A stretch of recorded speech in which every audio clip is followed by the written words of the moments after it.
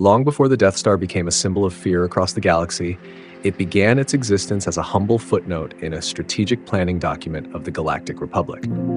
The year was 22 BBY, and the Republic, bloated with bureaucracy and paralyzed by endless Senate debate, was already showing signs of strain. Among hundreds of policy proposals, one item titled Orbital Peacekeeping Platform Initiative sat unread in a dusty archive, quietly waiting for someone powerful and bored enough to notice. The original concept was dreamed up by overworked military advisors during the early rumblings of the Clone Wars. It was discussed half seriously in the 104th session of the Galactic Defense and Logistics Committee, with some suggesting a mobile fortress to enforce galactic stability. The senators mostly yawned. At best, it was seen as a fringe deterrent proposal, a last resort solution for a galaxy slipping into chaos. It took the shadowy manipulations of Supreme Chancellor Palpatine to change that. As he tightened his grip on the Senate, he also quietly gathered support for more ambitious and authoritarian military projects. Through several dummy corporations, shell budgets, and obscure infrastructure grants, early funding was siphoned into a classified black project known simply as Project Stardust. Engineers, architects, scientists, and bureaucrats alike were recruited, often without being told exactly what they were building. The Empire would later claim that the galaxy needed order, but what they were really building was a tool to end debate forever. To cover its tracks, the Empire used mundane labels: orbital dry dock expansion, asteroid resource mining, long-range communications hub. To the average Imperial citizen, it was all just more government paperwork, more line items in a budget they'd never read. For years, the most terrifying weapon ever conceived was hidden in plain bureaucratic sight. Part 2. From Sketch to Steel. Once the Clone Wars ended and the Republic transformed into the Empire, the Death Star project was finally greenlit in earnest. The construction site was moved to Geonosis, far enough from Coruscant to avoid prying eyes, and conveniently home to the galaxy's best droid manufacturers and industrialists. Initial sketches were more terrifying in ambition than in practicality. The first design resembled a hollow moon equipped with a central superlaser capable of destroying entire planets. Theoretical physicists warned that the energy requirements alone were astronomical, literally. But Palpatine didn't want realism. He wanted dominance. The Geonosians, led by Poggle the Lesser, built prototype frames and skeletal support structures. Droid laborers worked non-stop, their data chips burning with calculations about hull stress tolerances, atmospheric sealants, and artificial gravity anchors. As construction expanded, entire supply chains were formed to feed the growing appetite of the Death Star. Convoys of ores, crystals, gases, and droids vanished into hyperspace en route to Geonosis and beyond. One breakthrough came with the identification of kyber crystals, naturally occurring gems capable of magnifying energy. Originally used by Jedi to power their lightsabers, the Empire began harvesting them in bulk from planets like Jedha and Elam, sparking revolts and resistance. The ethical implications were quietly buried under layers of classified documents. Meanwhile, labor problems plagued the project. Many workers were conscripted under duress or outright enslaved, leading to unrest and sabotage. In one notable incident, an entire segment of the station collapsed due to miscalculated load bearing, which Imperial officers attributed to rebel sabotage. But records show a disgruntled team of engineers may have simply gotten fed up. Despite this, the Death Star's construction continued, quietly advancing year after year. Though progress was uneven and often inefficient, the momentum of tyranny has a way of bulldozing through obstacles. The project was not yet visible to the galaxy at large, but it was steadily becoming real, a steel shell for a dark philosophy. As the Death Star neared partial completion, the political climate within the Empire shifted dramatically. It's easy to imagine the Empire as a monolith, orderly, disciplined, and ruthlessly efficient, but the reality was far more chaotic. Inside the highest levels of Imperial command, the Death Star was not only a weapon but a political football. Everyone from Grand Moff Tarkin to the head of Imperial logistics tried to claim credit, divert funding, or shape its ultimate purpose to suit their own ambitions. The project's formal name by this stage was classified as DS-1 Orbital Battle Station, but unofficially it had many labels: Palpatine's Hammer, Tarkin's Toy, the costliest bureaucratic nightmare in the galaxy. The budget had already swelled past initial estimates by over 3,000%, and while no one dared publicly question the Emperor, many in the Imperial Senate privately bristled at the sheer scope and secrecy of the project. Grand Moff Tarkin, however, saw the Death Star as the cornerstone of his own political ideology, what he called the doctrine of fear. Unlike the Old Republic's model of endless negotiations and soft diplomacy, Tarkin believed in absolute deterrence. One superweapon, visible and operational, could end any rebellion before it began. The fear of destruction, not destruction itself, was the goal. To this end, Tarkin pushed for acceleration of the construction timeline, often overriding engineers and safety inspectors. Safety systems were considered secondary to intimidation. This haste led to structural vulnerabilities, some of which would later prove fatal. Meanwhile, the remaining Senate was growing restless. Though weakened, it still had symbolic power. Rumors about an ultimate weapon began to circulate, thanks in part to the efforts of rebel spies embedded within the lower levels of the construction effort. The Emperor, aware of this unrest, allowed the Senate to continue functioning until the time was right to dissolve it entirely. In the shadowy corridors of the Imperial Palace, the Death Star was discussed less as a tactical tool and more as a political scalpel. It would not just destroy planets, it would destroy the idea of dissent. The entire system of governance was shifting from rule by law to rule by terror. In effect, the Death Star became the Empire's constitution. The decision to test the superlaser publicly was as political as it was military. Choosing Alderaan, a peaceful, influential core world with ties to the Old Republic, was meant to send an unmistakable message. But long before that tragic test, the superlaser's development was its own nightmare. Long before the Death Star became a symbol of fear across the galaxy, it began its existence as a humble footnote in a strategic planning document of the Galactic Republic. The year was 22 BBY, and the Republic, bloated with bureaucracy and paralyzed by endless Senate debate, was already showing signs of strain. Among hundreds of policy proposals, one item titled Orbital Peacekeeping Platform Initiative sat unread in a dusty archive, quietly waiting for someone powerful and bored enough to notice. The original concept was dreamed up by overworked military advisors during the early rumblings of the Clone Wars. It was discussed half seriously in the 104th session of the Galactic Defense and Logistics Committee, with some suggesting a mobile fortress to enforce galactic stability. The senators mostly yawned. At best, it was seen as a fringe deterrent proposal, a last resort solution for a galaxy slipping into chaos. It took the shadowy manipulations of Supreme Chancellor Palpatine to change that. As he tightened his grip on the Senate, he also quietly gathered support for more ambitious and authoritarian military projects. Through several dummy corporations, shell budgets, and obscure infrastructure grants, early funding was siphoned into a classified black project known simply as Project Stardust. Engineers, architects, scientists, and bureaucrats alike were recruited, often without being told exactly what they were building. The Empire would later claim that the galaxy needed order, but what they were really building was a tool to end debate forever. To cover its tracks, the Empire used mundane labels: orbital dry dock expansion, asteroid resource mining, long-range communications hub. To the average Imperial citizen, it was all just more government paperwork, more line items in a budget they'd never read. For years, the most terrifying weapon ever conceived was hidden in plain bureaucratic sight. Part 2. From sketch to steel. Once the Clone Wars ended and the Republic transformed into the Empire, the Death Star project was finally greenlit in earnest. The construction site was moved to Geonosis, far enough from Coruscant to avoid prying eyes, and conveniently home to the galaxy's best droid manufacturers and industrialists. Initial sketches were more terrifying in ambition than in practicality. The first design resembled a hollow moon equipped with a central superlaser capable of destroying entire planets. Theoretical physicists warned that the energy requirements alone were astronomical, literally. But Palpatine didn't want realism. He wanted dominance. The Geonosians, led by Poggle the Lesser, built prototype frames and skeletal support structures. Droid laborers worked non-stop, their data chips burning with calculations about hull stress tolerances like atmospheric sealants and artificial gravity anchors. As construction expanded, entire supply chains were formed to feed the growing appetite of the Death Star.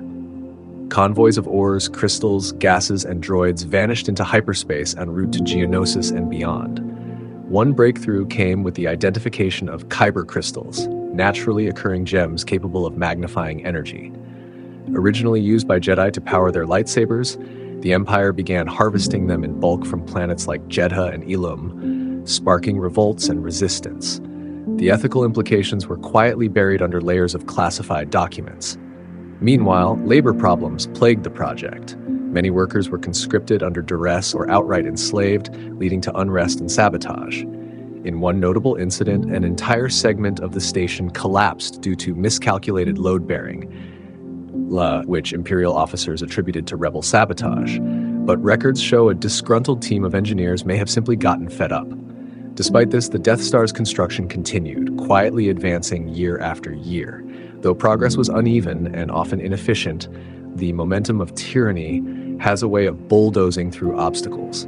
The project was not yet visible to the galaxy at large, but it was steadily becoming real, a steel shell for a dark philosophy. Of all the components of the Death Star, none inspired more internal fear and moral discomfort than the super laser. A weapon capable of annihilating an entire planet in one shot was not just a scientific challenge, it was a philosophical and ethical abyss. Despite the Empire's iron grip on discourse, many scientists involved in the project knew exactly what they were building, and some quietly tried to resist. The super laser system was based around the forced amplification of kyber crystals, once sacred relics to the Jedi Order. These crystals had a natural affinity for energy magnification, but what the Empire planned to do with them was unprecedented: link them together in a complex lattice structure to exponentially multiply their output. The problem was stability. Kyber crystals are alive in a sense, reactive and semi-sentient. Forcing them to cooperate in a weaponized array was like trying to make wild beasts form a choir, an endeavor doomed to end in violent collapse without constant correction. At the center of this effort was Galen Erso, a brilliant energy scientist who had once hoped to power entire worlds. Recruited under false pretenses, Erso realized too late what he was being used for. Though he could not escape the project entirely, he found subtle ways to slow progress and sabotage the design, deliberately introducing a flaw in the reactor core that would later become the station's undoing. His resistance was rare. Most scientists who questioned the moral implications were removed, reassigned, or made to disappear entirely. Some joined willingly, driven by ambition or ideology. Others rationalized their work as just doing math, compartmentalizing the purpose from the science. The Empire made this easier by maintaining layers of obfuscation. Few knew the full scale of the project. Entire departments believed they were building energy transfer systems for mining, or new propulsion drives for capital ships. The physical construction of the super laser array required enormous machinery and labor. Massive focusing lenses, each kilometers wide, had to be aligned to microscopic tolerances. These lenses were constructed in zero gravity, then fitted onto the main dish via magnetic cranes and tractor beams. A single misalignment could vaporize the station from within. This made every test terrifying. Initial trials conducted on uninhabited moons often failed spectacularly. Entire test facilities were atomized by accidental misfires. As the Death Star neared completion, one partial success gave the Empire confidence.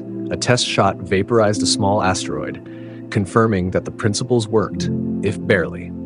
The next step was full-scale live fire, but as power levels increased, so too did the instability. One forgotten technician described it in a declassified audio log: "You can feel the crystal scream before it fires. It's not just energy, it's something darker. We built something wrong." Despite the risks, Tarkin and the Emperor pushed forward. The political utility of the super laser outweighed any scientific hesitation. In their eyes, the Death Star was already operational, and anyone who said otherwise could be transferred. By the time the outer shell of the Death Star gleamed darkly in the void, it was clear the project was not just an engineering feat. It was a living machine of oppression, stitched together by billions of hands, minds, and subroutines. And among those hands and minds, not all were loyal. Not all were silent. The Death Star was constructed and maintained by a dizzying mix of labor, enslaved Wookiees, conscripted miners, indentured engineers, and a staggering number of droids. Some were reprogrammed construction units. Others, like administrative droids and protocol units, helped manage the endless bureaucracy required to keep the station running.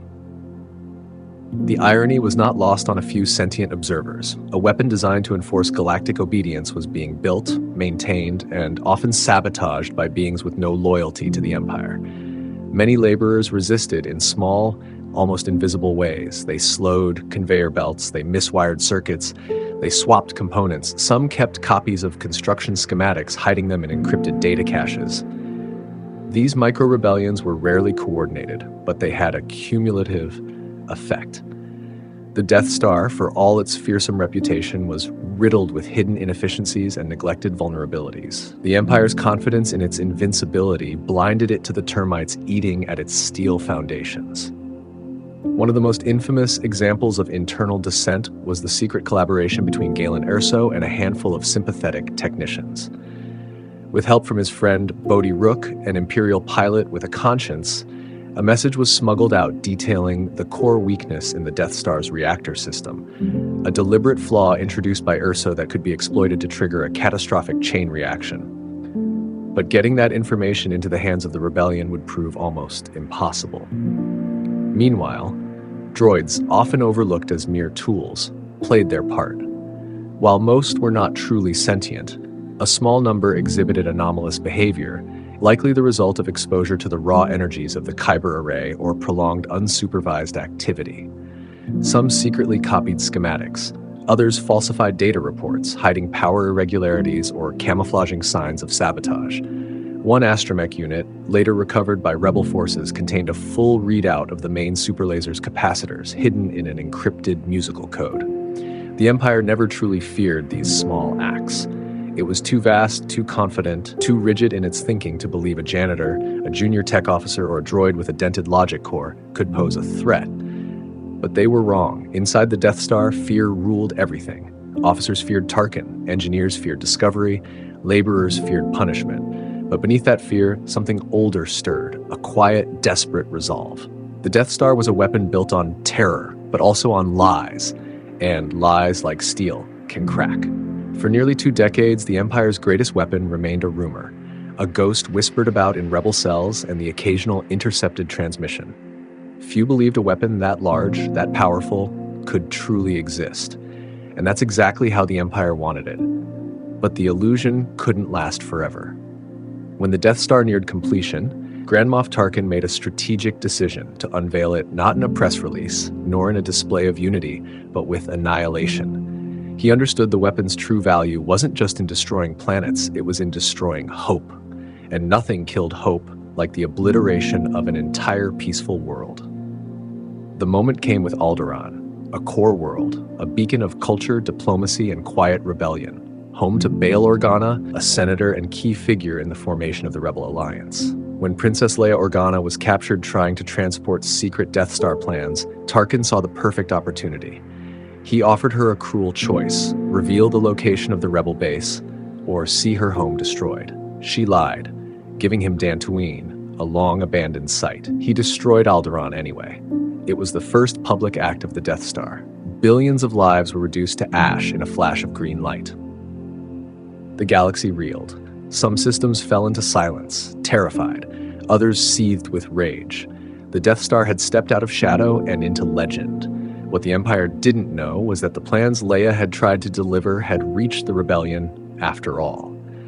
Through a harrowing relay of sacrifice, the plans made it into the hands of a small band of rebels on Yavin 4, thanks to the data smuggled out of the facility by Jyn Erso and the Rogue One team. Their mission, unofficial, desperate, and suicidal, had succeeded at the cost of every life involved. The Alliance analyzed the schematics and found what no one else could see: a fatal weakness buried in the heart of the station, hidden in plain sight. A single exhaust port leading directly to the main reactor. The flaw Galen Erso had carved into the Empire's nightmare. The moment the plans arrived, the countdown began. The Empire, for all its power, had overreached. It believed it had silenced dissent by making an example of Alderaan. Instead, it had given the rebellion its greatest rallying cry. The Death Star's existence, intended to paralyze the galaxy with fear, instead ignited the fuse of open revolt. And in one final irony, the station's weakness was not due to poor engineering or failed planning, but a single man's quiet act of rebellion, embedded deep in the code of the machine. What many remember is the image of a young rebel pilot firing a single proton torpedo into an impossible target. What fewer remember is how close the rebellion came to utter destruction, and how the Death Star almost succeeded in doing exactly what it was built for. As the Death Star moved toward the Yavin system, Grand Moff Tarkin exuded supreme confidence. He had crushed dissidents before, but now he had a chance to do something more: eliminate the entire Rebel Alliance in a single, theatrical strike. The Rebel base on the moon of Yavin 4 had been located, and the station began maneuvering into firing position. But it would take time. Despite its power, the Death Star was not nimble. Orbital mechanics required it to circle Yavin Prime before getting a clear line of fire to the moon. This delay, calculated at just over 30 standard minutes, gave the rebellion its final window of opportunity. A small strike team of pilots was assembled to carry out a nearly impossible mission: exploit a thermal exhaust port just 2 meters wide and fire a torpedo that could trigger a chain reaction in the reactor core. The plan sounded suicidal. Many of the pilots, seasoned and new, didn't expect to return. The X-Wing and Y-Wing squadrons, red and gold, launched with minimal backup. Their only real advantage? Surprise. The Empire didn't believe a fighter assault was a credible threat to a battle station the size of a moon. That arrogance would be its undoing. As the battle unfolded, wave after wave of Rebel ships were torn apart by TIE fighters and the Death Star's powerful turbo lasers. The surface of the station became a deadly maze, flanked by defensive turrets and lined with trenches deeper than city blocks. Inside the command center, Tarkin refused to evacuate. Evacuate? In our moment of triumph? He sneered.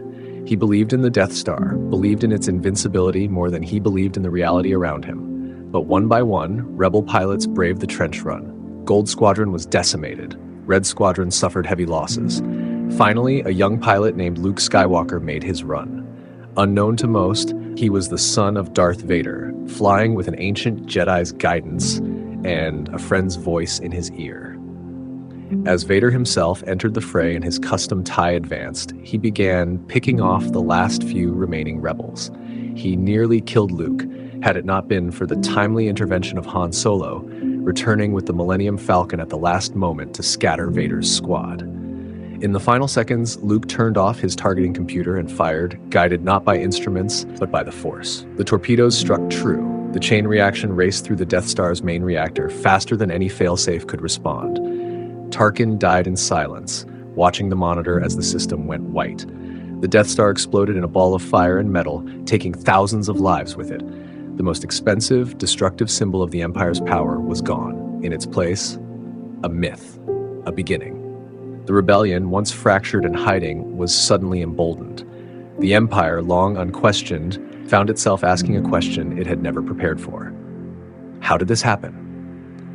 The internal response was immediate and brutal.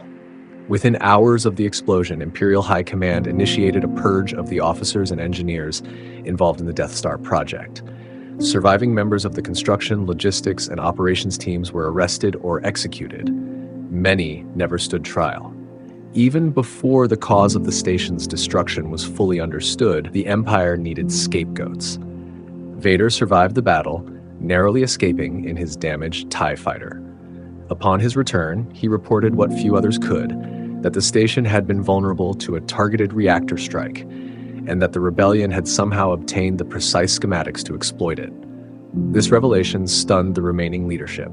The idea that internal sabotage, not an external force, had doomed the most powerful weapon in history became the Empire's unspoken fear. Galen Erso's treachery came to light soon after. The fragments of data recovered from Scarif, cross-referenced with intercepted Rebel communications, told a partial story, a defect embedded intentionally, a flaw hidden in the design. Even in death, Erso had dealt a blow more devastating than any fleet. The Emperor's reaction was, as always, cold and decisive. The Imperial Senate had already been dissolved. Now, any remaining pretense of internal debate was wiped away.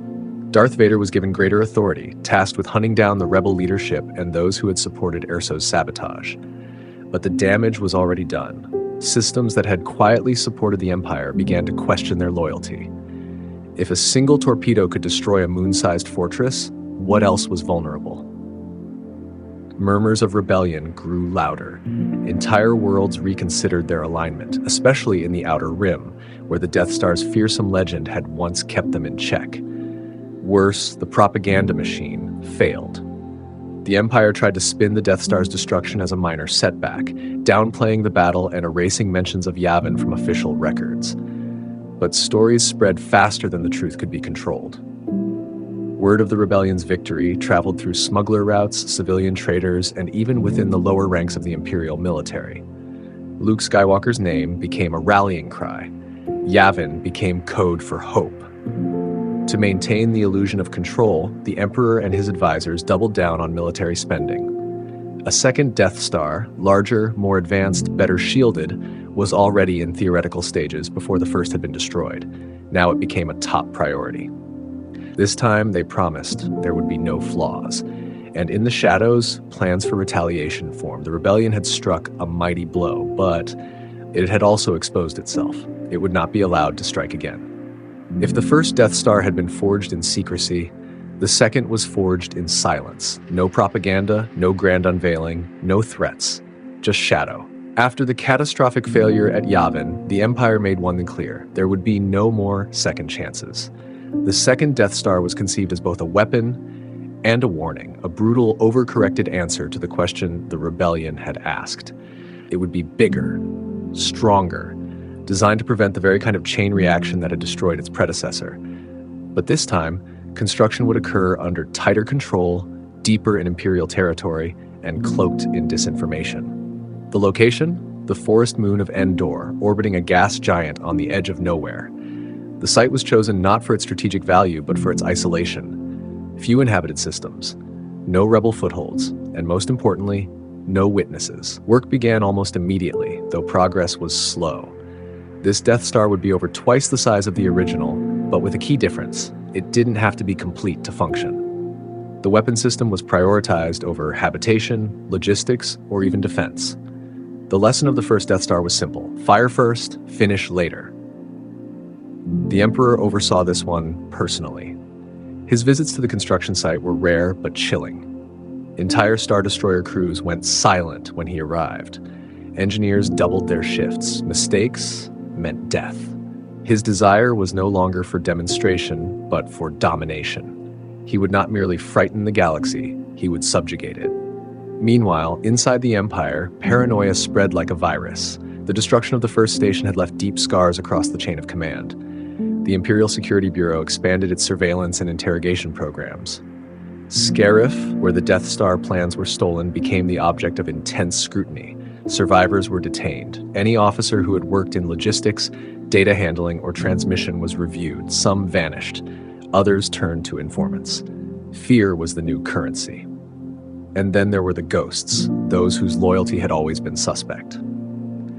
Bodhi Rook, the pilot who defected with Galen Erso's message, had sparked a quiet wave of internal doubt among military ranks.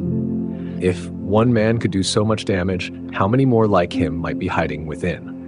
As a result, departments once considered routine, navigation, data archiving, even custodial services, were put under direct watch. The Empire had always demanded loyalty. Now it demanded obedience without question, even at the cost of efficiency.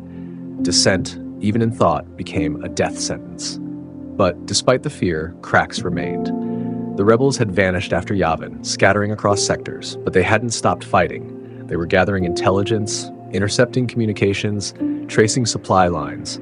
Rumors of the new Death Star leaked slowly, often dismissed as propaganda. But the Alliance began to listen more closely. They had destroyed the first battle station. If a second existed, they would have to strike before it became operational. And deep within the shadows of Imperial command, even darker plans were forming. The second Death Star wasn't just a weapon, it was a trap. The Emperor knew the rebellion would come. He wanted them to. He had foreseen it. The second Death Star hung in the void above Endor, incomplete in appearance but fully operational where it mattered. Its super laser, more precise, more devastating, was ready.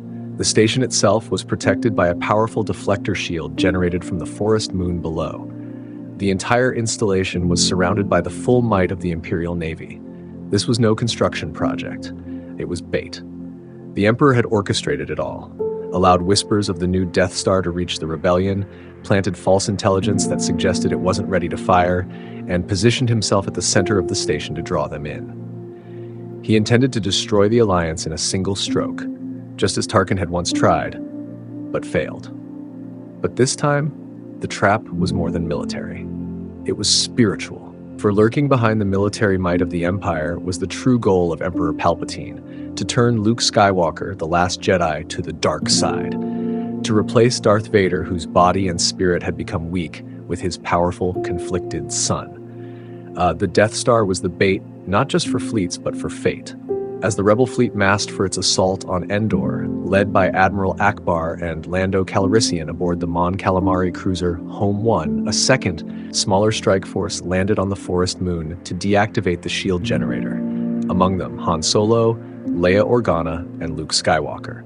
Luke, feeling the pull of destiny and the Force, surrendered himself to Vader, hoping to redeem his father. He was brought before the Emperor, exactly as planned. There, high above the battle, Palpatine revealed the truth. The Death Star was fully operational. The shield would remain in place. The Rebel fleet would be annihilated, and Luke would fall, broken, into the darkness. And for a moment, it nearly happened. As the space battle turned desperate and as the shield generator on the forest moon remained active, Luke faced his father in a brutal lightsaber duel within the throne room. When Vader threatened Leia, Luke gave in to his rage, disarming his father and standing at the edge of the abyss. Palpatine urged him to strike, to complete the journey, to become Sith, but Luke refused. "I am a Jedi," he said, "like my father before me." It was in that moment that Anakin Skywalker, the man lost behind the mask of Vader, finally awoke. Watching his son suffer under Palpatine's Force lightning, he made his choice. With the last of his strength, he lifted the Emperor and hurled him into the reactor shaft below. It was the death of Sidious and of Vader. The Death Star began to collapse from within. Meanwhile, down on Endor, the shield generator was destroyed thanks to the efforts of the ground team and the unexpected but pivotal support of the native Ewoks. Lando Calrissian, flying the Millennium Falcon, led the final assault on the station's main reactor. In a fireball that echoed Yavin but felt far more personal, the second Death Star was obliterated. The Emperor was dead. The rebellion had won. But perhaps more importantly, hope had outlived fear. The galaxy would still suffer. The Empire would not fall overnight, but the destruction of the second Death Star marked the turning of the tide. What had once seemed invincible was revealed to be mortal, corrupt, and vulnerable. The Death Stars were more than weapons. They were the embodiment of control, domination, and despair. And their destruction proved something the galaxy had almost forgotten. No structure, no matter how vast, can stand forever against the will of the people to be free. And so, the stars were silent again for a time. Origins in the Republic. Long before the Empire imposed its iron will across the galaxy, the Galactic Republic was a vast but fragile entity. Its governing body, the Galactic Senate, was filled with voices clamoring for peace, justice, and stability. Yet beneath the surface, tensions simmered. Economic interests, political rivalries, and the ever-growing shadow of the Sith. It was during the waning years of the Republic, amidst the rise of the Clone Wars, that the idea of a superweapon first emerged. The galaxy was plagued by separatist insurgencies, and the Jedi Order, the Republic's guardians, were stretched thin. The Republic's military was powerful but scattered. New technologies and overwhelming force were needed to tip the scales decisively. One of the earliest voices advocating for such a weapon was the brilliant scientist and engineer Sionis Koran, a lesser-known figure who played a vital behind-the-scenes role. His proposals were met with a mixture of fascination and fear. The concept was ambitious, a battle station large enough to command respect, intimidate adversaries, and serve as a mobile command post. But it was the idea of a super laser, an energy weapon capable of destroying entire planets, that turned heads and raised alarms. Senators were divided. Some, like Padme Amidala, warned against concentrating such destructive power, fearing tyranny. Others, swayed by fear and political maneuvering, saw it as the ultimate deterrent. As the separatist threat grew, so did calls for drastic measures. Meanwhile, Chancellor Palpatine, who was slowly consolidating power under the guise of war, took a keen interest. To many, he was a stabilizing force. To a few, a shadow manipulating the Republic's fate. Palpatine recognized that a weapon like the Death Star could serve a dual purpose. First, as a tool of war, and second, as a means to cement his rule by instilling fear. Behind closed doors, Palpatine began commissioning secret studies and gathering resources. The Republic's war economy was stretched thin, but he ensured that the project would be funded under classified defense initiatives. No official records mention the full scope, a vast weapon, concealed behind layers of bureaucracy and deception. It was in this crucible of political intrigue and war that the first blueprints were drafted. Scientists, engineers, and strategists worked in secret, often under duress or threat, to design what would eventually become the Death Star. The seeds had been planted. What started as a desperate bid for military advantage would soon grow into a symbol of oppression. As the Republic's clandestine project to build a superweapon took root, a select group of scientists, engineers, and military strategists were quietly summoned to collaborate on what would become the galaxy's most feared creation. This assembly of talent was handpicked from the far reaches of the galaxy, drawn by a mix of patriotism, ambition, coercion, or in some cases, a desperate desire for survival. At the forefront was Galen Erso, a brilliant physicist and engineer whose groundbreaking work in energy systems made him an invaluable asset. His expertise was key to developing the super laser technology, the core feature that would allow the Death Star to unleash destructive power on an unprecedented scale. Galen's involvement was complex. Initially enthusiastic about pushing the boundaries of scientific achievement, he soon grew troubled by the implications of the project. His initial designs focused on harnessing clean, sustainable energy to power large-scale infrastructure, but under pressure from Imperial overseers, the work shifted toward weaponizing those systems. Alongside Galen was Orson Krennic, an ambitious and ruthless bureaucrat within the Republic's military engineering corps. Krennic's vision was not just to build the Death Star, but to rise within the hierarchy by proving the project's worth to the Republic, and more covertly, to Chancellor Palpatine. His relentless drive often put him at odds with the engineers and scientists, pushing them to meet impossible deadlines and quashing dissent. Krennic's role evolved as the Republic transitioned into the Galactic Empire, making him the project's chief overseer and political enforcer. His mastery of court intrigue and manipulation ensured that the Death Star's progress remained on track, even as resources became scarce and morale plummeted. Another critical figure was Director Orval, a security expert tasked with maintaining secrecy and eliminating threats of sabotage or espionage. Under his command, the construction sites were isolated, guarded by elite forces, and heavily surveilled. He implemented ruthless counterintelligence operations aimed at rooting out spies, including members of the Jedi Order and separatist sympathizers. Amid this, the project faced extraordinary technical challenges. The sheer scale of the Death Star was unprecedented. The station was essentially a small moon, designed to house thousands of crew and weapon systems. Engineers struggled to design its power core, propulsion, life support, and weapon targeting systems to work in harmony. Central to these efforts was the controversial use of kyber crystals, rare and powerful energy sources also integral to Jedi lightsabers. Harnessing their power for the super laser was a risky endeavor that required scientific innovation and ethical compromises. Mining kyber crystals from dangerous planets, often against the wishes of native populations, became a dark hallmark of the project. While the public knew nothing, whispers of the superweapon began to circulate in the corridors of power. Some senators protested, warning that such power would corrupt even the best intentions. Others dismissed concerns as paranoia or anti-war sentiment. The architects of the Death Star pressed on, driven by fear, ambition, or duty. They knew the weapon's completion would alter the galaxy forever. By the time the Death Star's initial plans were taking shape, the Galactic Republic was already slipping toward chaos. The Clone Wars had engulfed entire star systems, pitting the Republic's clone army against the separatist droid forces. On the battlefield, lives were lost daily, but far more dangerous was the battle raging within the halls of power. The Senate, once a place for democracy and debate, had become a stage for manipulation and fear. Chancellor Palpatine, officially the Republic's leader, but secretly the Sith Lord Darth Sidious, had long been weaving his web.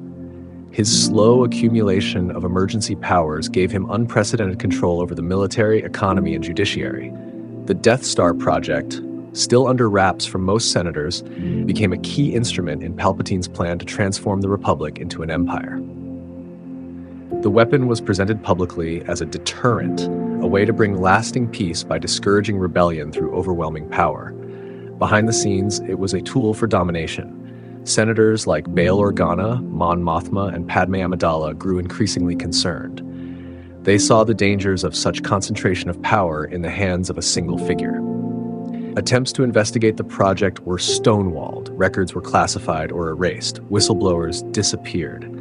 Meanwhile, Jedi Knights assigned to monitor political stability found themselves increasingly powerless to stop the tide. The Jedi Order's trust in the Republic's institutions blinded many to the brewing storm. But some Jedi, including Obi-Wan Kenobi and Anakin Skywalker, sensed the darkness deepening. Anakin, Palpatine's secret apprentice, was torn. His loyalty to the Republic conflicted with his personal ambition and his growing dependence on the Chancellor. He was kept deliberately distant from the Death Star project, but he knew it was part of the Sith's grand design.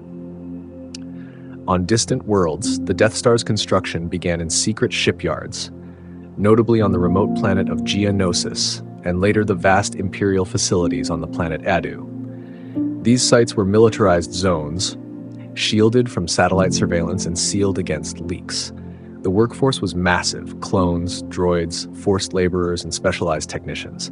Conditions were harsh and dissent was crushed swiftly. Those who questioned the project's morality or feared its power faced exile or worse. Despite these pressures, pockets of resistance formed. Rebel cells, initially small and disorganized, started communicating warnings about the weapon's destructive potential. These whispers grew louder in the Outer Rim, sowing fear and hope simultaneously. The Death Star was no longer just a weapon. It had become a symbol of the Republic's, and soon the Empire's descent into tyranny. Amid the shadows of secrecy and the weight of impending tyranny, one man stood apart in silent defiance: Galen Erso. Renowned for his genius in energy systems and engineering, Galen had been handpicked by the Empire to lead the technical development of the Death Star's superlaser, a role few dared to refuse. Initially, Galen saw the project as an unprecedented scientific challenge, a chance to push the boundaries of what was possible. But as he delved deeper into the work, the reality of the Death Star's purpose became undeniable. It was a tool of absolute destruction, designed to crush entire planets, and with them, freedom itself. His growing disillusionment was compounded by personal tragedy. His wife, Lyra, and young daughter, Jin, were caught in the political turmoil surrounding the project. When his refusal to fully endorse the weapon's construction put his family at risk, Galen faced an impossible choice: comply and watch the weapon take shape, or resist and lose everything. Driven by conscience and hope, Galen chose a dangerous path, one of subtle sabotage. He engineered a hidden flaw deep within the Death Star's reactor, a critical vulnerability that could be exploited if discovered. This flaw was designed to be nearly undetectable, requiring specific knowledge and precise timing to activate. To protect his family and ensure the flaw's eventual use against the Empire, Galen arranged for his daughter Jin to be secretly taken from the project and hidden by trusted allies within the rebellion. He encoded clues to the flaw's existence in secret communications, hoping the rebellion would one day find them. Galen's actions were a form of quiet rebellion, a risk so great that discovery meant death, but his hope was that one day this weapon of oppression could become the Empire's undoing. Meanwhile, director Orson Krennic, obsessed with the project's success and with controlling Galen, sought to tighten his grip. Krennic's ambition led him to use intimidation and manipulation, keeping Erso under close watch. The political machinations around the Death Star intensified, with Krennic using his influence to sideline any opposition and push construction forward despite growing doubts among some scientists. Galen's secret work was a lonely struggle, fraught with danger and despair. But it planted the seeds for the future, a way to bring down the Empire from within. The Clone Wars reached their devastating conclusion as battles raged across star systems. But while the galaxy fought in the open, a more insidious transformation unfolded behind the scenes. The Republic's slow death and the Empire's ruthless birth. Chancellor Palpatine, having wielded near absolute power during the conflict, revealed his true identity as Darth Sidious. With chilling precision, he declared the Republic dissolved, replaced by the Galactic Empire, an autocracy designed to bring order and stability. The Senate, once a beacon of democracy, was reduced to a rubber stamp assembly. The Death Star project, once shrouded in secrecy, became a flagship of Imperial power. Its construction accelerated to serve as the ultimate symbol of control. Under the new regime, the project received vast resources. Shipyards on Geonosis, Aedu, and other remote locations were expanded, supplied by forced laborers, conscripted engineers, and advanced droid workers. Security tightened. Whispers of dissent were crushed. Director Orson Krennic, now elevated to oversee the project's final phases, wielded immense influence. His ruthless ambition made him both feared and hated. He ran the project like a military campaign, pushing teams to work around the clock, enforcing secrecy with brutal efficiency. Meanwhile, Galen Erso's quiet rebellion grew more dangerous. Isolated from his family and watched constantly, he struggled to maintain hope. His encoded flaw in the Death Star's reactor was a beacon of resistance, a silent prayer that the Empire's arrogance would be its downfall. Within the Imperial hierarchy, tensions simmered. Not everyone agreed with the path Palpatine had chosen. Some officers feared the Death Star's power, worrying it would foster rebellion rather than suppress it. Others, blinded by loyalty or fear, doubled down on fanaticism. For the galaxy at large, the Death Star became a looming shadow, a promise of overwhelming force meant to silence dissent. Worlds whispered of its construction, but few knew where or how. Its myth spread like wildfire, a terror in the making. The Jedi Order was all but destroyed, leaving few to oppose the rising darkness. Yet, pockets of resistance, what would become the Rebel Alliance, continued to gather strength. They knew the Death Star was not just a weapon, but a symbol that had to be destroyed. The stage was set. The Republic was dead. The Empire ruled through fear, and the Death Star stood at the center of it all, a monstrous testament to power, ambition, and the cost of tyranny. As the Death Star's massive form took shape in remote shipyards hidden from the galaxy's gaze, a parallel conflict unfolded beneath the surface. A secret war waged not on battlefields, but in whispers, coded transmissions, and acts of quiet defiance. Inside the Empire's fortress-like construction zones, not everyone was loyal to the dark cause. Rebel sympathizers, former Republic loyalists, disillusioned scientists, and undercover operatives risked everything to slow progress, leak critical information, and protect those targeted by the Empire's brutal crackdowns. One such figure was Jyn Erso, Galen's daughter, spirited away as a child to shield her from Imperial retribution. Raised by the Alliance in the Outer Rim, she grew up haunted by fragments of her father's warnings and the mystery of the Death Star's hidden flaw. Her mission became clear: to uncover the weapon's secrets and help the rebellion exploit them. Meanwhile, inside the project itself, sabotage took many forms. Engineers who had once believed in the Republic's ideals covertly introduced minor faults into structural systems. Data specialists manipulated records, erasing or falsifying progress reports. Communication lines were infiltrated, sending false signals that delayed key phases of construction. Director Orville's counterintelligence forces hunted these saboteurs relentlessly. The Imperial Security Bureau deployed agents, spies, and informants, turning worker dormitories and command centers into surveillance hubs. Suspected rebels were interrogated, often never seen again. Yet, despite these brutal efforts, the secret war persisted. Rebel cells outside the shipyards intercepted transmissions piecing together blueprints and technical data. Smugglers and mercenaries carried fragments of stolen information to Alliance leaders. These intelligence gains allowed the rebellion to strategize and prepare for a confrontation that still seemed far off. Even within the upper ranks, doubt simmered. Some Imperial officers, uneasy with the Empire's direction and fearful of the weapon's potential for unchecked devastation, sought discreet ways to delay or undermine the project. Their motivations varied from moral concerns to political calculations, but their actions added to the subtle chaos enveloping the Death Star's creation. For the Empire, every day was a battle to maintain control, not just of the galaxy, but of its own fragile, fracturing command. For the Rebellion, every leak, every delay was a small victory, a glimmer of hope that the Death Star could one day be defeated. The lines between friend and foe blurred. In this shadow war, survival required vigilance, sacrifice, and the constant hope that the future could be changed. As the Death Star neared the final phases of design and construction, the technical challenges intensified alongside the political machinations within the Empire's highest ranks. The project had become not only a technological marvel, but a crucible of power struggles, ambition, and fear. At the heart of the station was the super laser, the Death Star's most terrifying feature. Scientists and engineers had perfected the use of kyber crystals, channeled through massive energy conduits to generate an explosive beam of destroying entire planets. Achieving this breakthrough required overcoming unstable energy feedback loops, precise crystal alignment, and unprecedented power distribution systems.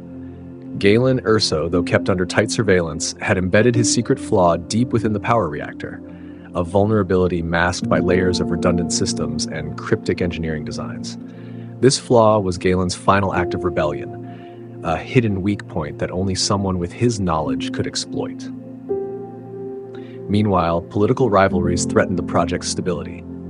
Director Orson Krennic, eager to claim credit and cement his position, clashed with other Imperial leaders, including Grand Moff Tarkin, who viewed the weapon as a tool of ultimate control, but distrusted Krennic's growing influence. Tarkin advocated for the Death Star to be deployed swiftly as a symbol of Imperial power, warning that delays could embolden rebellion. Krennic, while pushing for completion, was also obsessed with perfecting the station's defenses and capabilities, often putting schedule and budget second to detail. Chancellor Palpatine skillfully manipulated these tensions, ensuring that no single figure could dominate the project entirely, thus maintaining his own supreme control. Through backroom deals, blackmail, and strategic appointments, he kept the key players at odds while driving the project forward. Publicly, the Empire issued statements framing the Death Star as a protector of peace, a guardian against chaos. Propaganda flooded the media, portraying the station as a technological wonder that would secure prosperity for all. Privately, fear permeated Imperial circles. The weapon's destructive potential was unparalleled, and its successful completion could cement Palpatine's rule forever or spark catastrophic rebellion.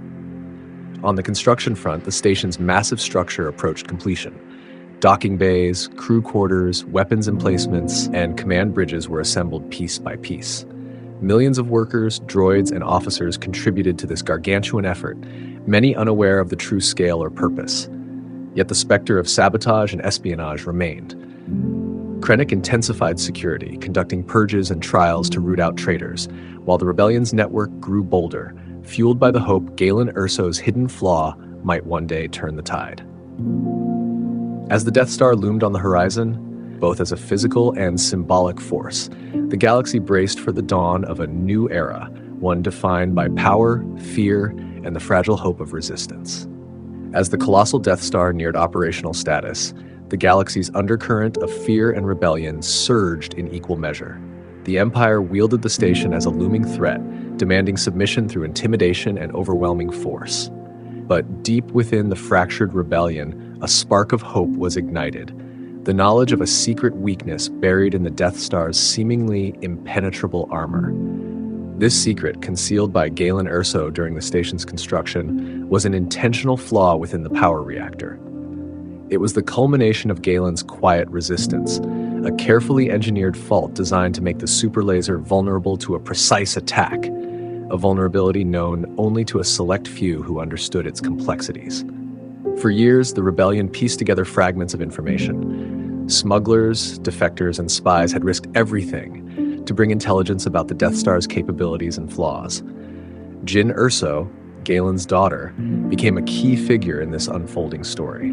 Raised away from the Empire's reach, she was groomed by rebel leaders to understand her father's covert message encoded in hidden schematics and cryptic transmissions. Jin's journey was fraught with danger and skepticism.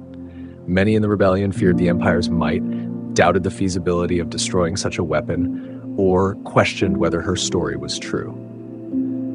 But as she shared the secret of the reactor's flaw, a critical weak point that, if targeted correctly, could trigger a chain reaction destroying the entire station, hope took root. This revelation transformed the rebellion's strategy.